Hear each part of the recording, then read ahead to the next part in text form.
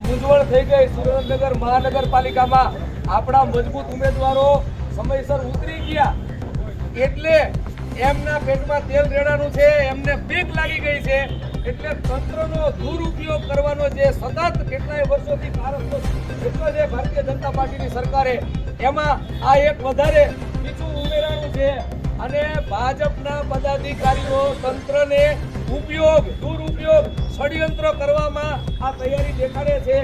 આપણે આ લડત છે સંઘર્ષના સાથીઓ, આ લડત આપણે કરવાની છે, સારી રીતે કરવાની છે। આપણે પોલીસ હારે કોઈ વાંધો નથી,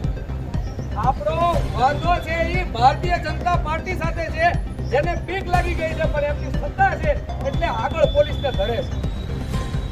આપણે સહજતાથી આજે નિવેદન દેવા જવાનું છે, જે કોઈ નિવેદન દેવા જાય બીજા બધા અહીંયા શાંતિથી બેસશે,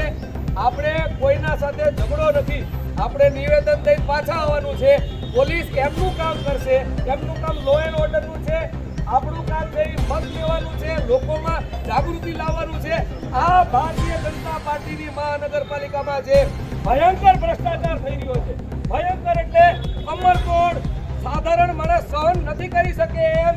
એના માટે થઈને આ લોકો પોતાની રજૂઆત કરવા વારંવાર જાય છે,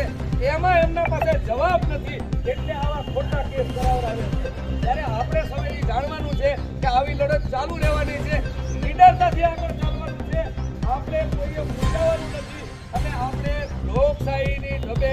આ દેશનું જે કાનૂન છે એનો એહતરામ કરીને, એનો રિસ્પેક્ટ કરીને આપણે આગળ ચાલવાનું છે। મિત્રો,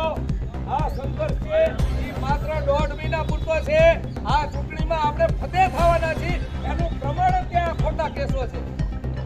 એટલું સમજી લેજો। એટલે અત્યારે આપણા જે અધિકારી છે સાહેબ નથી પણ બીજા અધિકારી આપણું નિવેદન દેવાના છે એવી વાત થઈ ગઈ છે